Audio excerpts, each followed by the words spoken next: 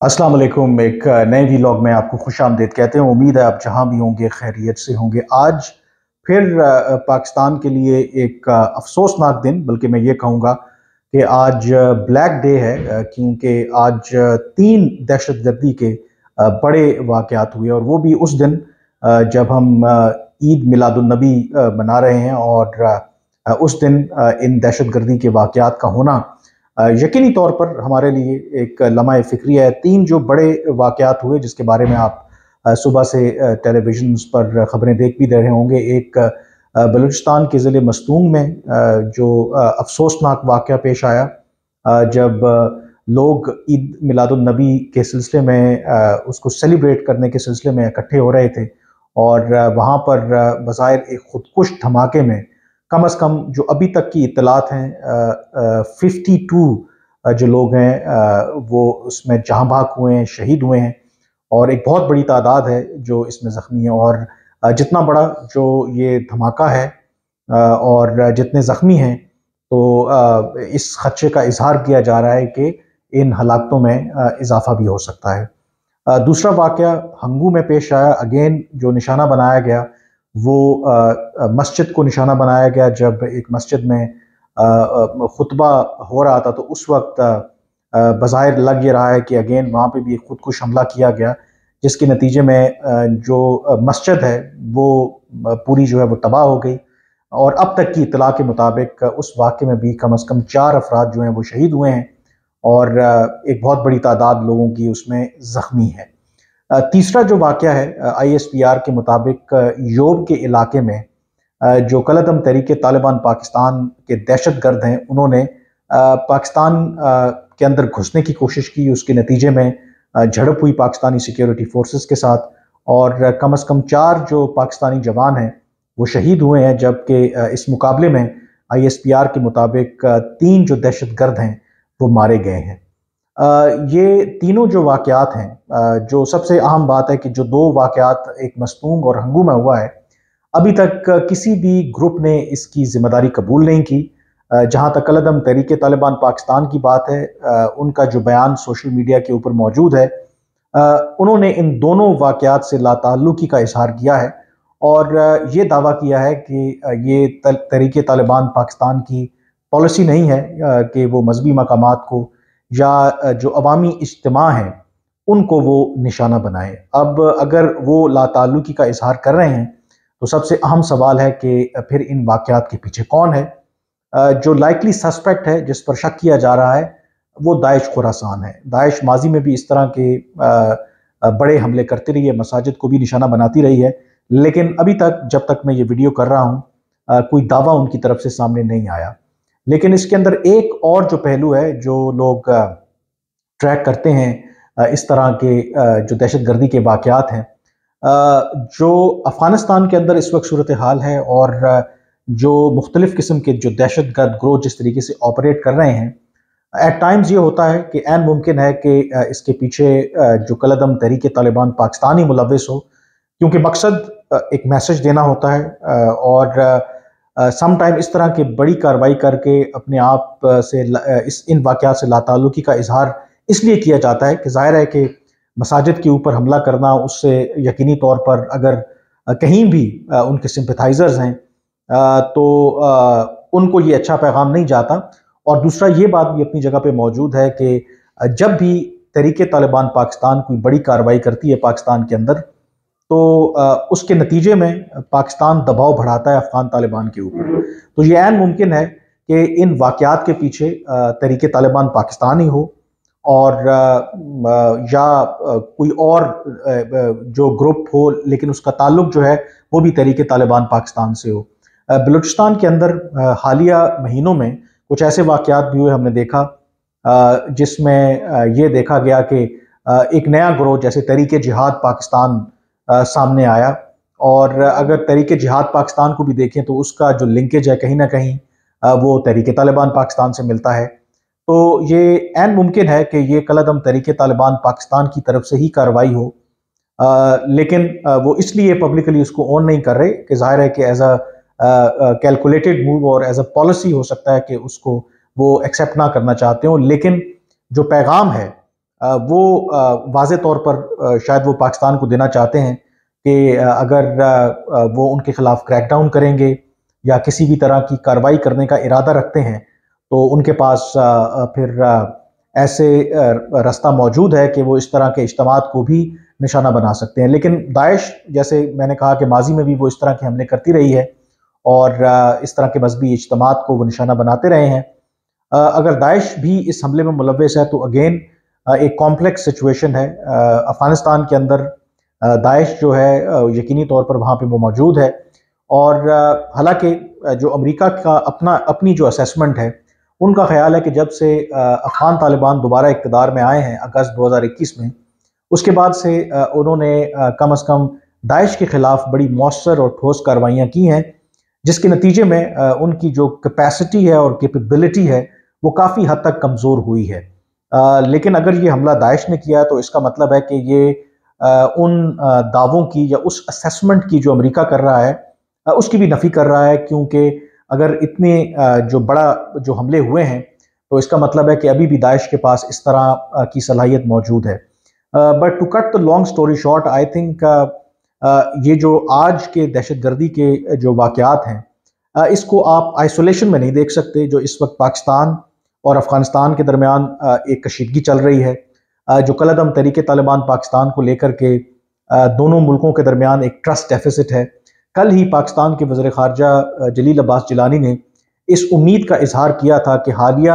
پاکستان اور افغانستان کے درمیان جو ڈائلاگ ہوا ہے، جو رابطے ہوئے ہیں، اس کے نتیجے میں افغان طالبان نے یہ ایشورنس دی ہے پاکستان کو کہ وہ تحریک طالبان پاکستان کے خلاف ٹھوس کارروائیاں کریں گے کہ سرحد پار سے پاکستان کے خلاف کوئی دہشت گردی کی کارروائی نہ ہو، اور جو حالیہ ہفتوں میں دہشت گردی کے بڑے واقعات ہوئے ہیں وہ دوبارہ ریپیٹ نہ ہوں. لیکن ان کے اس بیان کے ایک روز کے بعد ہی آج یہ جو بڑے واقعات ہوئے ہیں، یقینی طور پر اگین اس سے ایک سوال ضرور اٹھتا ہے کہ پاکستان کی جو بھی کوشش رہی مذاکرات کے ذریعے طالبان کو کنونس کرنے کی، ان پر یہ دباؤ بڑھانے کی کہ کسی طریقے سے وہ اپنی سرزمین کو استعمال نہ ہونے دیں پاکستان کے خلاف، لگتا یہ ہے کہ اس کا کوئی خاص ابھی تک جو اثر ہے وہ نہیں پڑا، یا اس کا کوئی امپیکٹ جو ہے وہ نہیں آ رہا. اب ان واقعات کے بعد جیسے میں نے کہا کہ 3 واقع ہوئے، مستونگ میں، ہنگو میں اور یوب میں. اگین کالعدم تحریک طالبان پاکستان نے اٹیمپٹ کی پاکستان کے اندر داخل ہونے کی. دہشت گردوں نے ISPR کا کہنا ہے کہ انہوں نے اسے ناکام بنایا. اس کا امپیکٹ کیا ہوگا کہ اگین آئی تھنک پاکستان اور افغان طالبان کے درمیان تعلقات جو ہیں وہ مزید کشیدہ ہوں گے. انفیکٹ جب یہ دہشت گردی کے آج بڑے واقعات ہوئے تو سوشل میڈیا کے اوپر کچھ یہ خبریں بھی چل رہی ہیں، دو کہ اس کی تصدیق تو نہیں کی جا سکتی انڈیپینڈنٹلی، کہ افغانستان کا صوبہ جو پکتیکا ہے وہاں پر یہ دیکھا گیا ہے کہ حالیہ دنوں میں ڈرون جو ہیں وہ کافی پرواز کرتے ہوئے دکھائی دے رہے ہیں. اور ان رپورٹس کے مطابق وہ یہ تو کہہ رہے ہیں کہ یہ پاکستانی ڈرون تو نہیں لگ رہے، یہ امریکی ڈرونز لگ رہے ہیں. اگر یہ امریکی ڈرونز بھی ہیں تو یہ بھی اس کا مطلب ہے کہ ایک سگنیفیکنٹ ایک ڈیولپمنٹ ہے، کیونکہ امریکہ کے جو سولجرز ہیں ان کے فوجی اب تو گراؤنڈ پہ نہیں ہیں، لیکن امریکہ بارہا یہ کہتا رہا ہے کہ کہ ان کا یہاں سے انخلا ہو گیا ہے اگست 2021 میں، لیکن وہ یہ کیپیبلٹی ابھی بھی رکھتے ہیں کہ اگر ان کو لگے کہ افغانستان سے کوئی دہشت گرد جو لیڈر ہے یا اس کی وجہ سے کوئی تھریٹ ہے تو ان کو ریموو کرنے کی یا ایلیمینیٹ کرنے کی امریکہ جو ہے وہ صلاحیت رکھتا ہے. تو اگر جو امریکی جو ڈرونز ہیں وہ پکتیکا کے علاقے کے اوپر پرواز کر رہے ہیں، اور یہ وہ صوبہ ہے جہاں پر جو کالعدم تحریک طالبان پاکستان ہے اس کی بھی وہاں پہ کانسنٹریشن ہے، تو وی ڈونٹ نو یٹ، لیکن there could be a possibility کہ ایک میسج شاید تھرو US پاکستان کی طرف سے افغان طالبان کے لیے بھی ہے کہ اگر آپ پاکستان کے مطالبات کو نہیں مانیں گے اور اگر آپ کی سرزمین پاکستان کے خلاف اس طرح سے استعمال ہوگی تو پھر پاکستان کے پاس آپشنز موجود ہیں. انفیکٹ کل ہی پاکستان کے جو وزیر خارجہ ہیں جلیل عباس جیلانی، ان سے جب سوال ہوا کیونکہ انہوں نے کہا کہ پاکستان کو اس حوالے سے بہت زیادہ کنسرن ہے کہ جو دہشت گردی کے واقعات ہو رہے ہیں اور خاص کر کے افغانستان کی سرزمین استعمال ہو رہی ہے پاکستان کے خلاف، تو ان سے سوال ہوا کہ کیا اگر پاکستان کے کنسرنز کے باوجود، پاکستان کے مطالبے کے باوجود اگر یہ حملے جاری رہتے ہیں تو کیا پاکستان صرف اسی پر گزارا کرے گا کہ اس کو کنسرنڈ ہے، یا پاکستان کے پاس کوئی اور پلان ہے کہ کسی طرح سے ان حملوں کو روکا جائے؟ تو اس پر جو وزیر خارجہ ہیں جلیل عباس جیلانی، انہوں نے بڑی واضح ایک پوزیشن لی اور انہوں نے یہ کہا کہ پاکستان اپنی سلامتی کی ہر صورت میں اس کا تحفظ کرے گا، اور اس کے لیے اسے کوئی بھی جو قدم اٹھانا پڑے وہ قدم اٹھائے گا، اور اس پر بالکل بھی کوئی سمجھوتا نہیں کیا جائے گا۔ اور انہوں نے یہ بھی کہا کہ اس حوالے سے تمام جو آپشنز ہیں وہ آن دا ٹیبل ہیں۔ جب تمام آپشنز کی اگر بات کریں، انہوں نے اس کو ایلیبوریٹ نہیں کیا، تو اس کا یہ مطلب ہے کہ جو پاکستان کے اندر کہیں نہ کہیں یہ ڈسکشن بھی ہو رہی ہے کہ اگر ٹی ٹی پی کے حملوں میں کمی نہیں آتی تو کیا پاکستان کو پھر سرحد پار جا کے یعنی کہ کراس بارڈر سٹرائکس کرنے چاہیے۔ تو جو جلیل عباس جیلانی صاحب کا بیان ہے، انہوں نے براہ راست تو نہیں لیکن انڈائریکٹلی یہ ضرور انڈیکیٹ کیا ہے کہ پاکستان کے پاس تمام جو آپشنز ہیں آن دا ٹیبل وہ موجود ہیں۔ سو دس مینس کہ Pakistan can go to the extent of launching cross border strikes. اب اس کی کیا امپلیکیشنز ہوتی ہیں؟ آف کورس بالکل بہت زیادہ امپلیکیشنز ہوں گی، کیونکہ پاکستان کی بہت زیادہ توقعات تھیں افغان طالبان حکومت سے، اور اگر پاکستان اور افغان طالبان اور افغانستان کے درمیان یہ کشیدگی بڑھتی ہے تو یقینی طور پر اس کی بہت زیادہ آپ کہہ سکتے ہیں کہ نیگیٹو فال آؤٹ آ سکتا ہے۔ لیکن اگر یہ دہشت گردی کے حملے جاری رہتے ہیں، پاکستان مسلسل افغان طالبان سے مطالبہ کرتا رہتا ہے اور افغان طالبان صرف زبانی یقین دہانی کراتا ہے اور ایکچولی کوئی سٹیپس نہیں لیتا، تو پھر یقینی طور پر پاکستان کے لیے یہ ایک مشکل صورتحال ہو جائے گی کہ وہ پھر ایسی صورتحال میں کیا پالیسی اپنائے۔ تو یہ آج کے جو 3 دہشت گردی کے بڑے واقعات ہوئے ہیں، آئی تھنک اس سے جو سچویشن ہے وہ فردر ایسکیلیٹ ہوگی، اور پاکستان جو میری اپنی سینس ہے کہ جو افغانستان کے حوالے سے اس کا موقف ہے وہ مزید سخت ہوگا۔ لیکن سب سے پہلے اس بات کا تعین ہونا، I think it is important کہ ان حملوں کے پیچھے کون ہے۔ تحریک طالبان پاکستان، جیسے میں نے کہا کہ وہ لا تعلقی کا اظہار کر رہی ہے،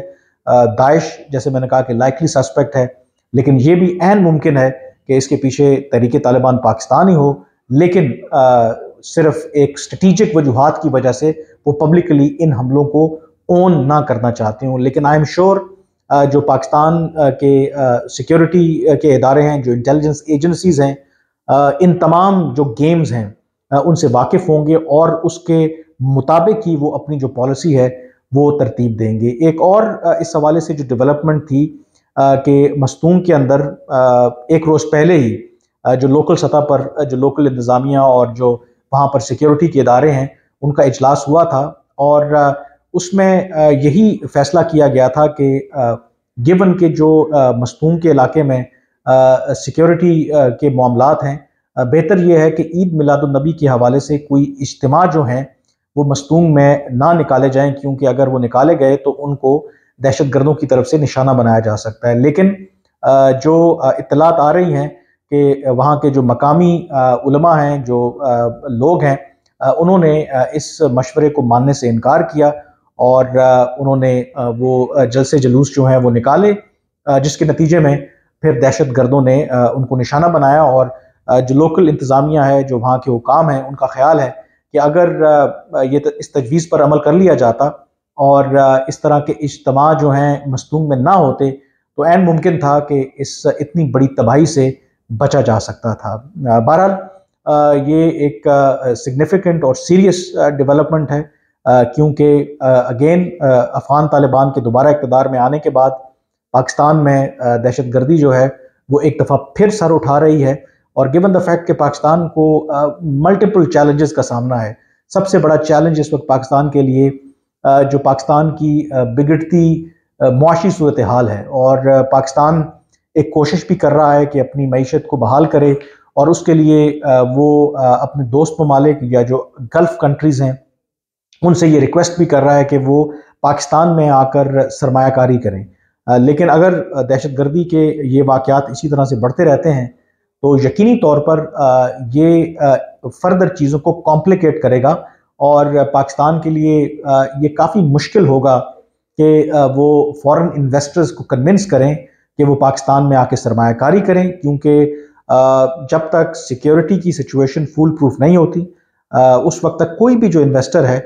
وہ اپنا سرمایہ جو ہے وہ کسی بھی ملک میں نہیں لگاتا۔ تو اس لیے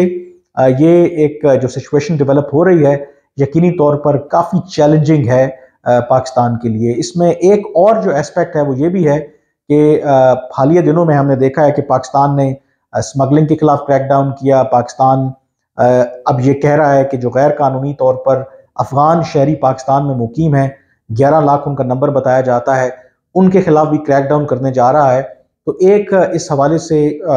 جو اسپیکولیشن کہہ لیں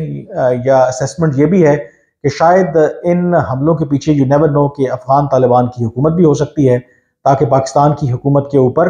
دباؤ ڈالا جائے کہ وہ اس طرح کی کارروائیاں کرنے سے گریز رہیں۔ نیوردلیس یقینی طور پر ایک ڈارکسٹ ڈے ہے پاکستان کے لیے، but at the same time ہمارے لیے